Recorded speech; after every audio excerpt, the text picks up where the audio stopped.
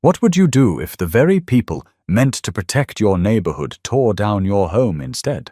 For Morris Landry, one cabin by the lake turned into the center of a fight that exposed corruption, fraud, and power gone too far. Morris Landry pulled off the two-lane road that wound along Caddo Lake, gravel crunching under his truck tires, expecting to see the familiar sight of his cabin's porch lights glinting through the trees. Instead, he froze. His chest tightened, his hands gripping the wheel as his eyes adjusted to what lay ahead. The cabin was gone. Not just damaged, not just vandalized, gone. Nothing but a pile of splintered wood, twisted nails, and shattered glass remained. The dock he had built with his own hands was ripped apart, boards floating at the water's edge like discarded driftwood. The porch swing where he used to sip coffee at sunrise? Buried under rubble? The land looked like a demolition crew had marched through and erased years of his sweat in a single day. Morris stepped out of his truck, boots sinking into the dirt. The humid Louisiana air clung to his skin, but the sweat running down his back wasn't from the heat. It was from shock. He dropped to his knees and picked up a broken piece of cedar, one of the boards he had carefully stained himself just last summer. His throat tightened as he whispered to no one in particular. "Why?" The sound of footsteps on gravel pulled him back. His neighbor, Franklin Dade, a wiry man with a fishing hat pulled low, walked over cautiously. "Morris, you didn't hear?" Franklin asked quietly. Maurice's voice cracked. "Hear what?" "The HOA. Beverly Hensley had a crew out here yesterday. Said you hadn't paid your fees. They tore it down." Morris stared at him, disbelief mixing with rage. "Fees? I paid every damn fee. I've got the receipts. What gives them the right to do this?" Franklin shifted uncomfortably. "You know Beverly. She's been saying for months that you were behind. Folks tried to tell her to slow down, but—" He trailed off, eyes flicking to the rubble. "She wanted this lot bad, Morris. Everybody knows it." Morris clenched his fists, his pulse hammering in his ears. "She stole my home." Franklin raised a hand, trying to calm him. "Look, I'm not saying it's fair. I'm just telling you what I saw. She had 3 men out here with heavy equipment. By the time folks realized what was happening, it was already gone." Morris's jaw tightened. He could feel the anger rising, but underneath it was something worse. Helplessness. This cabin wasn't just wood and nails. It was years of double shifts at the plant, saving every spare dollar, skipping vacations, patching up old trucks instead of buying new ones. It was where he brought his son to fish, where his late father had sat on the porch and told stories about growing up along the Red River. And in a matter of hours, it had all been erased. That evening, Maurice drove into Shreveport to stay with his sister Adrienne. She met him at the door, worry etched across her face as soon as she saw his expression. "What happened?" she asked, pulling him inside. Morris dropped his duffel on the floor and sat heavily on the couch. "They destroyed it. Beverly sent a crew. My cabin's gone." Adrian's eyes widened. "She what?" He nodded, bitterness in his voice. "Said I didn't pay fees. You know damn well I paid." Adrian sat beside him, her hand on his arm. "Morris, this isn't just wrong. It's criminal. She had no legal authority to demolish your home." Maurice rubbed his temples. "What am I supposed to do? File a complaint? You know how long that'll take. By then she'll have that land sold off." From the kitchen, his cousin Reuben, visiting from Dallas, stepped in. His broad frame filled the doorway, his marshal's badge clipped to his belt. "You don't have to fight this alone," he said. Morris looked up at him, eyes burning. "What are you saying?" Reuben crossed his arms.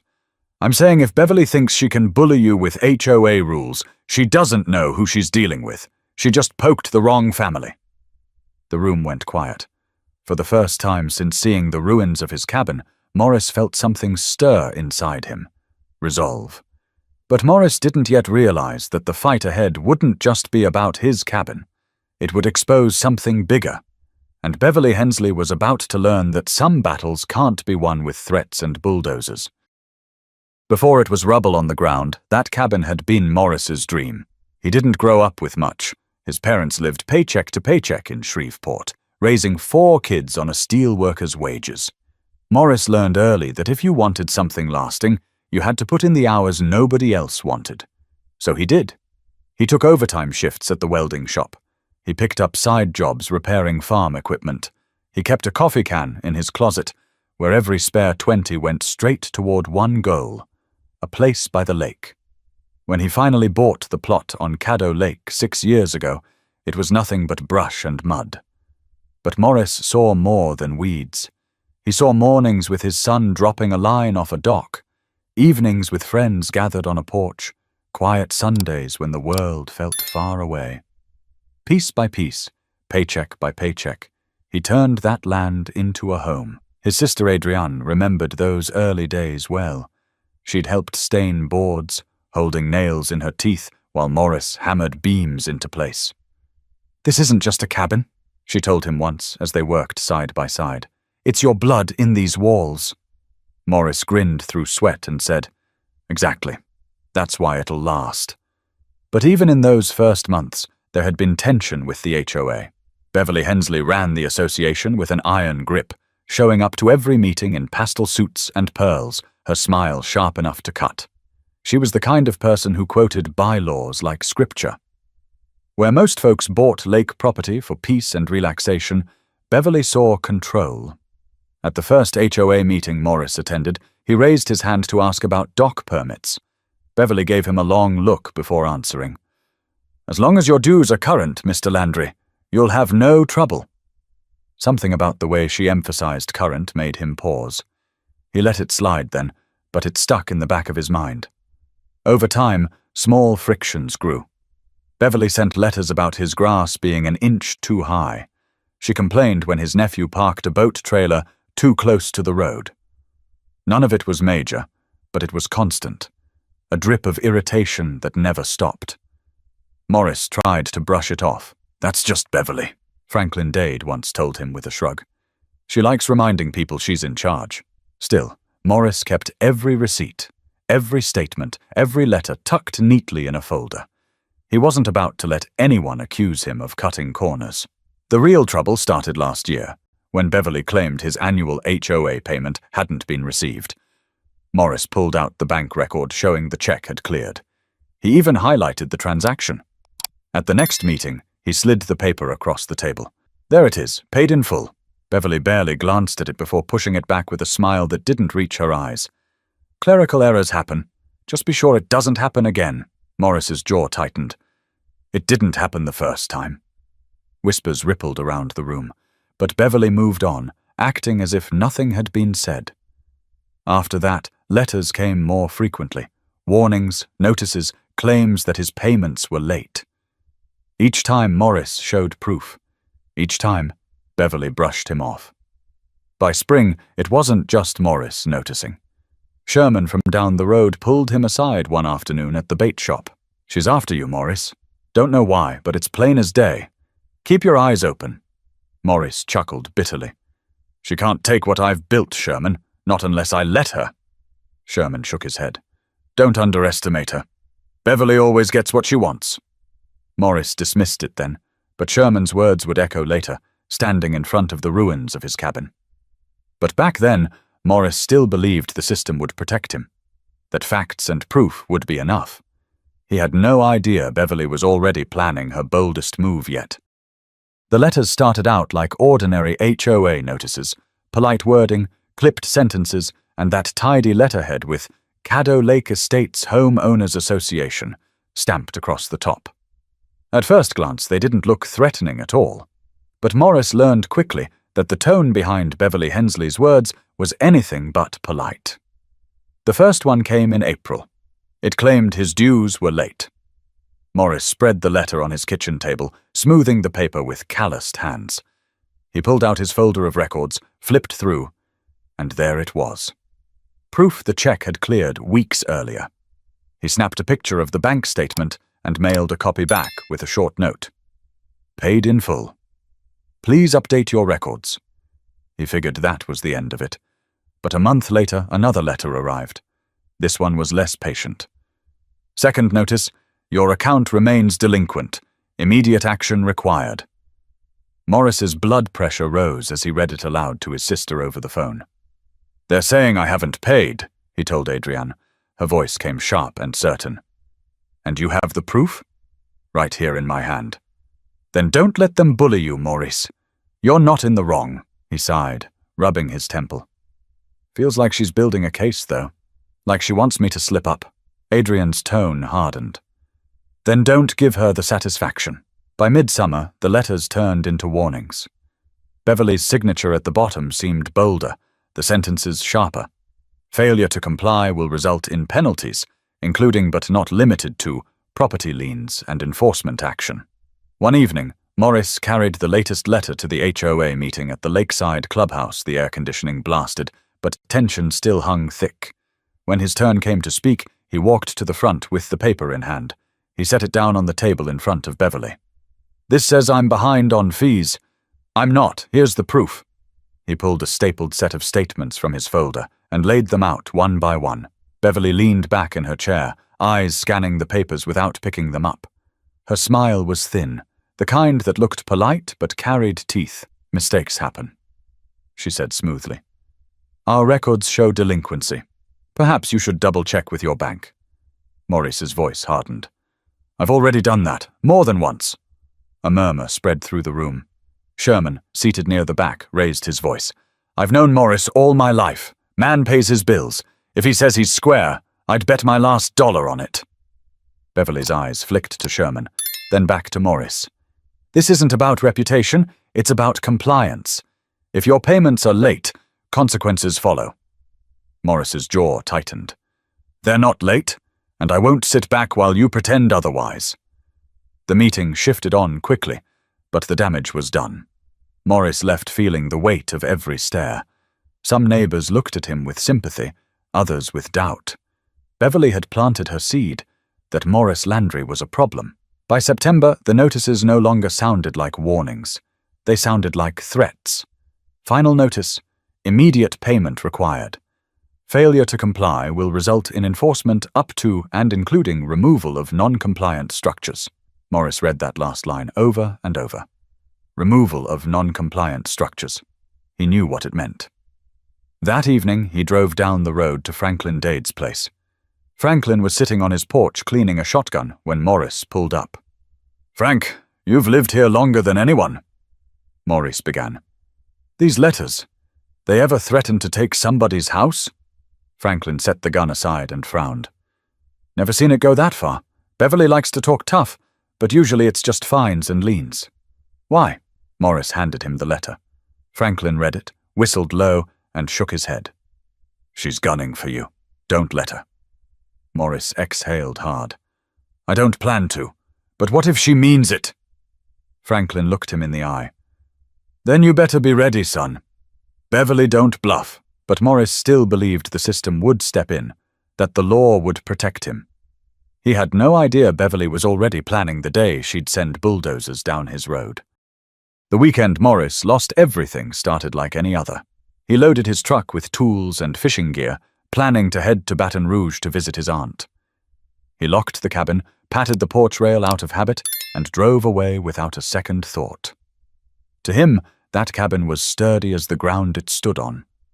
By Monday afternoon, it was nothing but splinters. Neighbors later told him they saw the trucks rolling in around noon.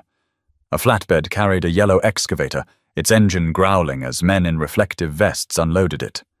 A dump truck followed, along with a smaller crew cab stacked with sledgehammers and crowbars.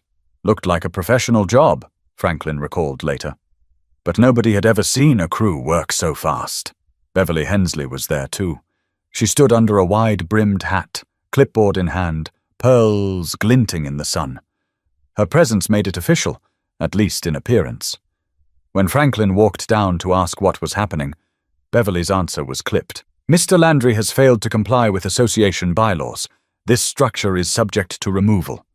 Franklin tried to argue. "Beverly, he's paid. He showed the proof at the meeting." She smiled coolly. "Then he should have no problem proving it again. Now please stand back for your safety." And with that, the excavator tore through Morris's front wall like it was cardboard. The porch collapsed in seconds. Glass shattered as the windows gave way. The swing Maurice built with his father crashed into the rubble, chains snapping with a metallic cry. Some neighbors gasped. Others watched silently, arms folded. A few even muttered that maybe Maurice should have kept up with his dues, but no one dared to stop it. By evening there was nothing left. The dump truck carried off most of the debris, leaving only a jagged mess of boards and nails. The dock, which had no reason to be touched, was smashed too, its posts ripped from the water and left floating downstream. When Maurice returned the next morning, the scene nearly dropped him to his knees. He stood in the dirt, eyes scanning the destruction, struggling to believe what he was seeing. He whispered to himself, "They really did it." His hands trembled as he picked up a shard of glass, recognizing it as part of the kitchen window where Renee used to bake pies when she visited. He saw a broken drawer handle, still attached to a splinter of wood. His father's old dresser, reduced to trash.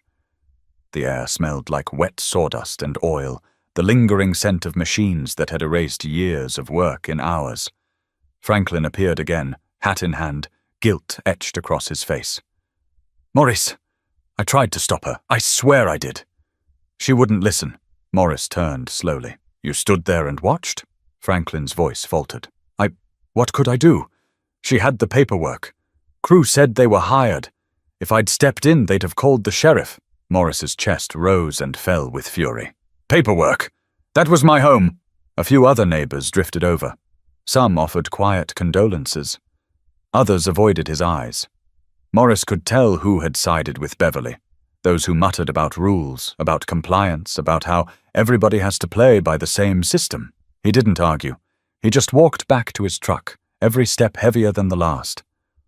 That night, he sat on Adrian's couch in Shreveport, staring at the floor. His sister studied his face, her voice soft. "It's gone?" Morris nodded once. Every board, every nail. Adrian's jaw tightened. "She had no right." Reuben leaned forward, elbows on his knees.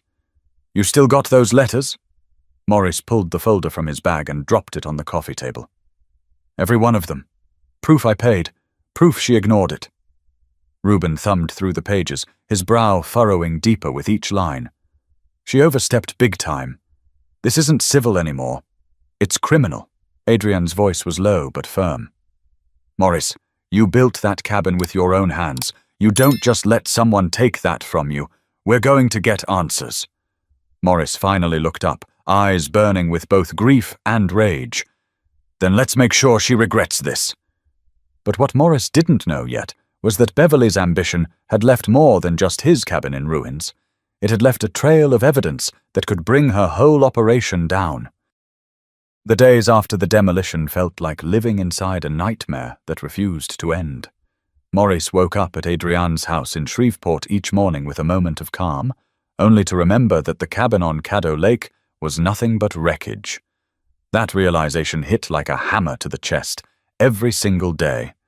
He spent his first week driving back and forth between Shreveport and the lake. He sat in his truck staring at the ruins, sometimes for hours, trying to make sense of it. The sound of the wind through the broken beams was haunting. His fishing rods, once neatly stacked in the corner of the porch, now lay twisted in the dirt like broken bones. One afternoon, his neighbor Franklin met him there. Franklin kicked at the rubble with the toe of his boot. "It's hard to look at," he muttered. Maurice's voice was steady, though his eyes were red. "Hard to look at? This was my life, Frank. My father helped me put that roof on. My son learned to bait his first hook off that dock, and Beverly turned it into garbage." Franklin looked down, ashamed. "I'm sorry, Morris. I should have done more." Morris didn't answer. His silence said everything. Rumors swirled through the neighborhood. At the bait shop in Uncertain, two men whispered near the counter. "Beverly finally cleared that lot." "Cleared? She stole it. Morris had all his payments in order." "Maybe, but folks say she's been eyeing that land for years. Prime spot, right on the bend." By the time word reached Morris, the whispers were louder than the truth. People weren't just debating whether Beverly had the right. They were questioning Maurice's honesty. At the next HOA meeting, Beverly stood at the front of the room in a pale blue blazer, her voice crisp. The association acted within its rights. Mr. Landry failed to pay fees for 3 consecutive cycles, leaving us no choice but to enforce compliance. Maurice was there, standing at the back, fists clenched at his sides. He interrupted, his voice shaking with fury. That's a lie, and you know it. I have every receipt, every statement. You ignored them. Beverly's smile was practiced, unshaken. Then perhaps your bank failed you, but the board has moved on, and so should you. The room buzzed. Some nodded in agreement with Beverly. Others whispered to each other, unwilling to take sides. Morris scanned the faces of people he'd waved to for years, people who had eaten at his table. Half wouldn't even meet his eyes. When the meeting ended, Sherman pulled him aside. She's twisting it, Morris. But you've got something she doesn't. Family in the right places. Morris exhaled slowly. I've never leaned on Adrian or Reuben for anything. I don't want them dragged into this mess. Sherman's gaze hardened. Morris, you don't have a cabin anymore. You've already been dragged in. Let your family help you drag her down with you. That night, back in Shreveport, Adrian set a cup of coffee in front of her brother. I've been looking into Beverly, she said. She's not just pushing you. She's been filing complaints on half the folks in that community, most of them too scared to fight back. Reuben leaned against the counter, arms folded. We pulled a few strings, made some calls. You'd be surprised how sloppy her paper trail is. Contracts, inflated fees, unreported expenses. She's been running that HOA like her personal piggy bank. Maurice's jaw dropped. So it wasn't just me? Adrian shook her head. You're not the first, Maurice. Just the first she thought she could erase completely. Reuben's voice was sharp. She picked the wrong man to try it on, because now it's not just about a cabin. It's about corruption. And we've got the tools to prove it. Morris sat back, staring at his siblings, torn between disbelief and relief. For the first time since the demolition, the weight on his chest eased. Then let's go after her, he said quietly. But what Morris didn't realize yet was that exposing Beverly wouldn't be simple, because the deeper they dug, the uglier her network of lies and intimidation would become. The night Maurice finally gave his blessing, the air in Adrian's living room shifted. It wasn't just about grief anymore. It was about justice. Adrian pulled out her laptop. Reuben set a thick notepad on the table, and Morris sat between them, his calloused hands folded tight. Adrian spoke first. We start with documentation. Morris, you've already got receipts, statements, letters. That's our foundation. But if Beverly's been targeting other homeowners too, we need their stories. Morris nodded, still stiff with anger. Franklin told me she's fined him over weeds by his dock. Sherman said she hassled him about a fence that's been there since the 80s. She's been after everybody. Reuben scribbled notes. That's intimidation through policy. Classic abuse of authority. But we can't just accuse. We need proof of a pattern. Contracts, financials, anything that shows she benefited from these so-called violations. Maurice leaned forward. How do we get that? Adrian gave a knowing look. Public records requests, county filings. Sometimes folks like Beverly get sloppy when they think nobody's watching. If she used contractors to demolish your place, there should be a paper trail. Reuben tapped his pen. And if she cut corners, or padded numbers, that's fraud. Morris sat back, trying to take it in. Feels like I'm way out of my league here. Adrian smiled faintly. That's why you've got us. The next morning, they drove to Harrison County Courthouse in Marshall, Texas. Adrian and Reuben split up. She headed for records. He started talking to contacts he knew in the sheriff's office. Morris trailed along, watching his sister sift through stacks of documents with the sharp focus of someone who lived for details. Hours later, Adrian slid a file across the table. Look at this, she said. The contract Beverly signed for your demolition, filed under emergency removal. That's not even a valid category for residential property. She made it up. Morris's eyebrows shot up. She just invented a reason? Adrian nodded. And billed the HOA triple the going rate? Guess who signed off on the payment? Beverly herself. Reuben returned with his own find. One of the deputies remembers the crew being escorted by a security car.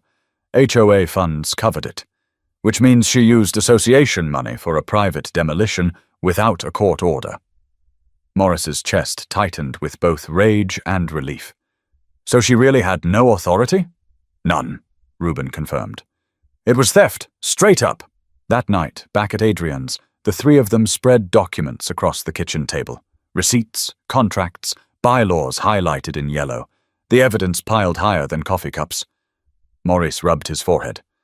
I just wanted peace on the lake. I never thought I'd be sitting here with my sister and cousin plotting against an HOA president. Adrian's tone was calm but fierce. This isn't plotting. It's holding her accountable. People like Beverly count on fear and silence. She thought you'd roll over. She thought you'd walk away. Reuben's voice was steel. But you didn't.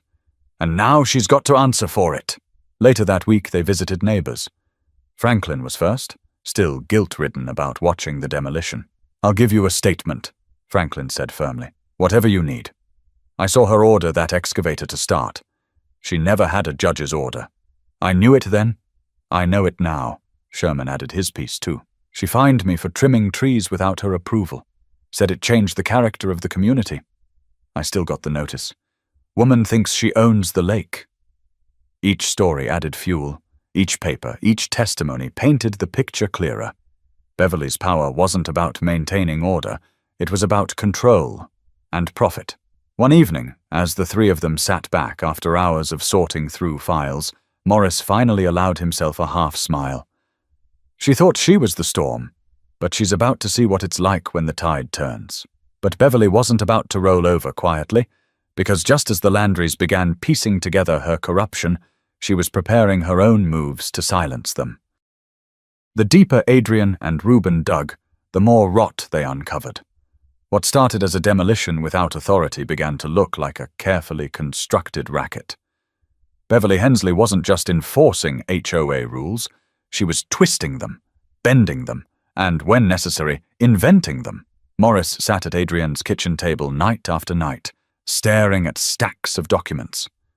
His cabin was gone, but seeing the evidence pile up gave him a different kind of energy. Rage had settled into focus. Adrian pointed at a spreadsheet she had drawn up. Look here. Over the last 3 years, the HOA collected nearly double what their annual budget should require. Landscaping, road maintenance, dock repairs.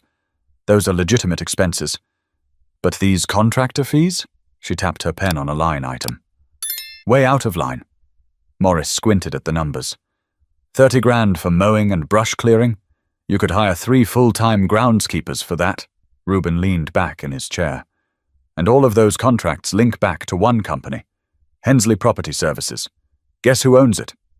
Morris didn't need to guess. His voice was flat. Her husband. Adrian's eyes were sharp. She's been funneling association money straight into her family's pocket. Your cabin wasn't the first to suffer, just the first she wiped off the map. Morris clenched his fists. So this wasn't about fees. It was about money. She wanted me out so she could resell the lot. Reuben added, and she padded the demolition invoice 3 times over. We're talking fraud, wire fraud if any of it went through electronic transfers. That opens federal doors. Morris looked between them, shaking his head slowly. All I wanted was peace. I didn't want a war, but she brought one to my doorstep. They decided to dig wider. Adrian called a handful of other homeowners in the community. One, a widow named Iris Kimball, broke down in tears on the phone. She fined me $2,000 for painting my shutters the wrong shade of green. Iris said. Said it violated the aesthetic guidelines. I couldn't fight it. I just paid. I didn't want any trouble. Another neighbor, Kenneth Poirier, told them his dock was condemned without warning. She said it wasn't up to code, had a crew tear half of it down before I could even appeal. Then she fined me for leaving debris. Each call painted a picture of a woman who weaponized rules for her own gain. Adrian recorded every testimony, logging dates and details. Reuben started contacting federal colleagues discreetly, testing the waters for potential charges. Morris couldn't hide his disbelief. How long's she been running this scam? Reuben shrugged. At least a decade. Probably longer. Folks don't fight back because it costs too much, or they're scared. But you've got nothing left for her to take. That makes you dangerous to her. That danger became clear one evening when Morris returned to his truck after buying supplies. A slip of paper was tucked under the wiper. In block letters it read, "Quit while you can." He carried it inside and dropped it on Adrian's table. Looks like she knows I'm not rolling over. Reuben studied the note, then crumpled it in his fist. That's intimidation. Classic move, but it means she's nervous. Adrian's expression hardened. Which means we're getting close. Maurice leaned forward, voice low. So what's the next step? Adrian's answer was immediate. We confront her, not in anger, not in public, but face to face with the evidence. Let her know she's not untouchable anymore. Maurice hesitated. And if she doesn't back down? Reuben's voice was cold steel. Then we take her apart in court, and maybe further if the feds bite. Maurice sat back, letting the words sink in. The fear was still there, but beneath it was something stronger. Determination. But Beverly Hensley wasn't the kind of woman to be cornered quietly, and when Adrian finally confronted her, the entire community would hear the clash. Adrian didn't believe in half measures. If Beverly Hensley was going to be confronted, it needed to be done where the truth couldn't be buried under whispers or private threats. That meant one place, the HOA meeting at the Lakeside Clubhouse. Maurice was reluctant. You sure about this? Those meetings are her turf. Adrian slid a folder across the table. Exactly, which is why we'll flip it on her. People need to see the truth with their own eyes. Reuben cracked his knuckles. And I'll be there, just in case she tries anything cute. The following Tuesday evening, the clubhouse buzzed with chatter as neighbors shuffled in, some carrying folding chairs when the rows filled up. Everyone had heard about Maurice's cabin by now. Some came out of curiosity, others out of loyalty to Beverly, and a few because they were tired of living in fear of her notices. Beverly swept in last, pearls gleaming, pastel suit crisp, clipboard clutched like a gavel. She took her place at the front, voice calm and commanding. We'll begin tonight with budget updates, then community concerns. Adrian rose from her seat before Beverly could launch into her numbers. I have a concern, she said loudly, her voice cutting through the room. Dozens of eyes shifted. Beverly's smile tightened. Concerns must be submitted in writing prior to meetings, Mrs. Landry Cole, Adrian said firmly. And this isn't a suggestion about lawn care. This is about fraud, intimidation, and the unlawful demolition of my brother's property.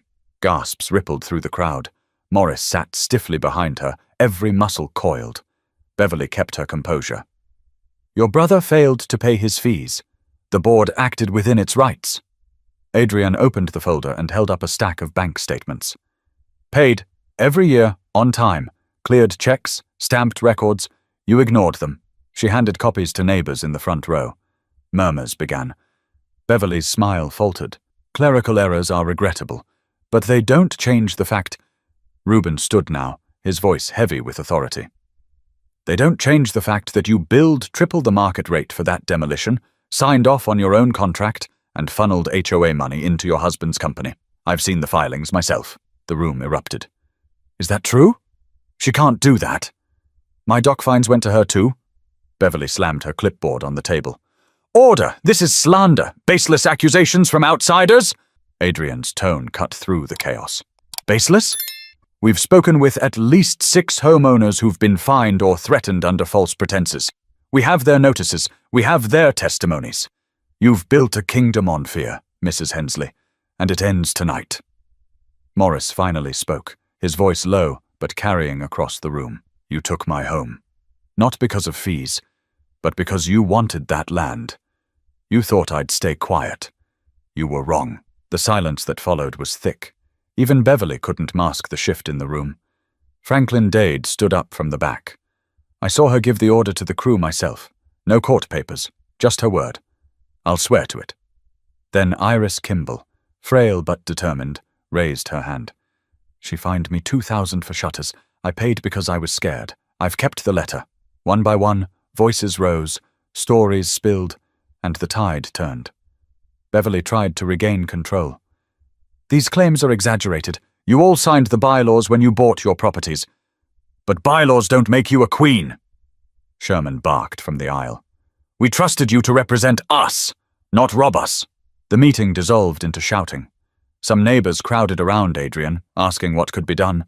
Others pointed fingers at Beverly, demanding refunds, demanding resignations. Through it all, Beverly's mask cracked. Her smile disappeared.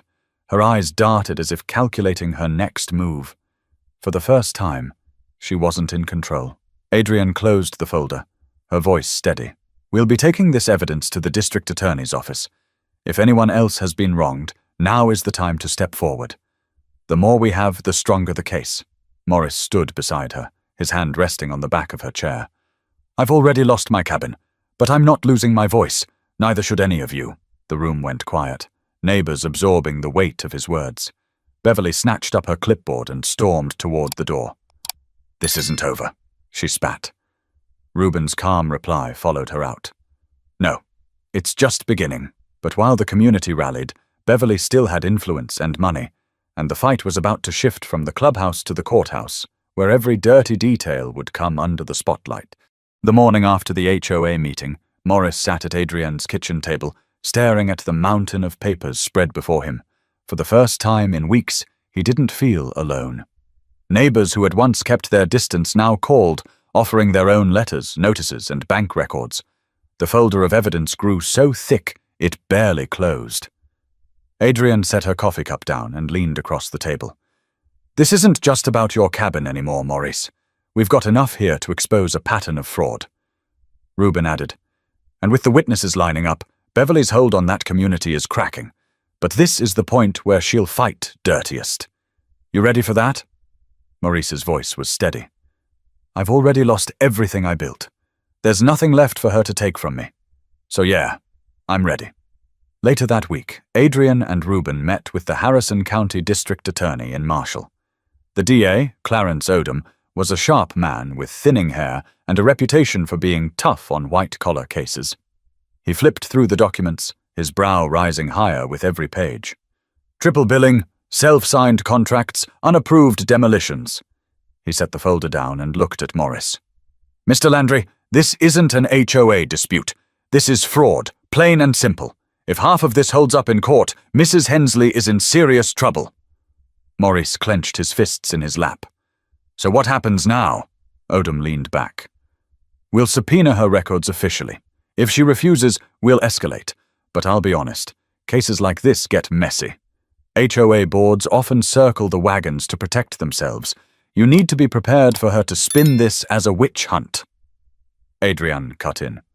She's already tried, but neighbors are talking. We've got statements, recordings, documents. She can't silence everyone. The DA nodded. Good. Keep gathering. The more voices, the stronger our case. Word of the investigation spread fast. Local papers picked up the story, framing it as a clash between a small-town HOA and a family unwilling to bow. Reporters showed up at the lake, snapping photos of the empty lot where Morris's cabin once stood. One headline read, Cabin demolished in HOA dispute. Was it legal? Beverly didn't sit quietly. She hired an attorney, Douglas Frey, a polished man from Dallas who specialized in damage control. Within days, Frey issued a statement. The HOA acted in accordance with its bylaws. Mr. Landry's accusations are baseless and fueled by family connections, attempting to weaponize federal authority against a lawful community board. Morris read the statement aloud on Adrian's porch, shaking his head. Baseless? They leveled my home. How's that baseless? Reuben folded his arms. That's how people like him work, make you look like the aggressor. But Frey just told us their defense. We can cut through it.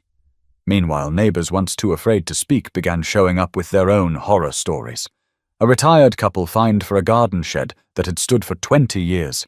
A young family billed thousands for dock maintenance that was never performed. Each story widened the scope, strengthening the case. But Beverly still had allies. A handful of board members doubled down, sending out community letters claiming Morris and his family were destabilizing the neighborhood. Some neighbors stopped speaking to him, fearful of picking a side. Morris confided to Adriano one night, his voice low. Feels like I'm fighting two wars. One in court, one in my own neighborhood. She touched his hand. The truth will win. Maybe not today, maybe not tomorrow, but it will. The real turning point came when Reuben tracked down the demolition contractor. At first, the man was reluctant, but with quiet persistence, Reuben got him talking. She told us it was an emergency order, the contractor admitted. Said the structure was condemned. We didn't ask questions. She waived the paperwork, but we never saw a judge's signature. Reuben pressed. Would you be willing to put that in writing? The man hesitated, then nodded slowly. If it comes to it, yeah. I don't want to be tied to this mess. That testimony was gold. Adrian presented it to the DA, who immediately moved to expand the case. By early fall, subpoenas were issued. Beverly was forced to hand over financial records, and cracks widened. Payments funneled into shell accounts. HOA funds used for personal vacations. It was bigger than anyone had guessed. Morris sat with Adrian and Reuben on the porch one evening, the cicadas loud in the trees. All I wanted was to fish off my dock, he said quietly. Now it feels like we're taking down an empire. Reuben answered without hesitation. Sometimes justice looks like that. One small fight exposing something much bigger. But while the legal heat closed in, Morris knew the real closure wasn't in the courtroom. It would come when Beverly finally faced the community without her mask of power. The hearing drew a crowd bigger than any HOA meeting ever had. The county courthouse in Marshall buzzed with neighbors, reporters, and onlookers, all hungry to see what would happen when Beverly Hensley, once untouchable queen of Caddo Lake Estates, finally sat at the defendant's table. Morris walked in flanked by Adrian and Reuben. His calloused hands tugged nervously at the brim of his hat, but there was no backing out now. He wasn't just fighting for himself anymore. Every person wronged by Beverly's petty fines and fraudulent schemes was depending on him. When the judge entered, the room fell silent. The DA laid out the evidence piece by piece, bank records showing inflated contracts, receipts proving double billing, testimonies from neighbors who had been bullied into paying bogus fees. Then came the demolition order. Adrian took the stand, presenting copies of Maurice's cleared payments and explaining how Beverly ignored them. Mrs. Hensley claimed Mr. Landry was delinquent, Adrian said firmly. But the proof is here. He paid on time every time. She demolished his home not because of fees, but because she wanted the land. Gasps echoed in the gallery. Beverly's lawyer tried to spin it. Clerical errors are unfortunate but hardly criminal. My client acted within her authority to preserve community standards. Reuben, called as a witness, didn't raise his voice. He didn't need to. His presence as a federal marshal carried weight. I've reviewed the contracts personally. Mrs. Hensley signed off on payments directly to her husband's company. That's not a clerical error. That's corruption. The contractor's testimony sealed it. Under oath, he admitted Beverly had pressured his crew to demolish Morris's cabin without court authorization. She said it was condemned. We trusted her word. But looking back, we were used. When the gavel finally came down, Beverly's mask cracked. The judge ruled against her, citing fraud, abuse of power, and unlawful demolition. She was removed from her position, fined heavily, and referred for criminal investigation. Her allies on the board scrambled to distance themselves. Neighbors who once avoided Morris now shook his hand outside the courthouse. Franklin clapped him on the back. Sherman grinned through tears. Even Iris Kimball hugged him, whispering, "You gave us our voices back." But for Morris, the victory was complicated. He drove back to Caddo Lake that evening, parked by the empty lot where his cabin once stood, and sat quietly. The water lapped gently against the shore, reflecting the pinks and oranges of sunset. The land was bare, scarred by the demolition. But in his mind he saw the porch swing, the dock, his father's laughter, his son holding a fishing pole too big for his hands. Adrian joined him, standing beside the truck. "You did it, Morris. You took her down." Morris's eyes stayed on the water. "Cabin's still gone." Reuben walked up, resting a hand on his cousin's shoulder. "True, but your dignity isn't. That's what she wanted to take most. And she failed." Morris let the words settle. Slowly he nodded. "Guess the lesson is, if you don't stand up, they'll run you over. But if you do, they can't erase you." Adrian smiled softly. "Exactly. You didn't just fight for yourself. You fought for everyone she tried to silence." For the first time in weeks, Maurice breathed easy. The pain of losing his cabin would never vanish, but he'd gained something deeper, proof that even when the odds are stacked, one voice, backed by truth and persistence, can topple someone who abuses power. As the sun dipped below the trees, he whispered almost to himself, "She thought I'd walk away. But I didn't." The quiet strength in his words carried the weight of every sleepless night, every receipt he'd saved, every insult he'd endured. And maybe that was the true moral of Maurice Landry's story. Buildings can be torn down, but resolve can't. If you're listening to this, remember, you don't have to accept being pushed aside. You don't have to let intimidation win. Sometimes standing your ground is the strongest act of all. So if this story spoke to you, don't forget to subscribe for more. Stand tall, speak loud, and never let anyone bulldoze your dignity.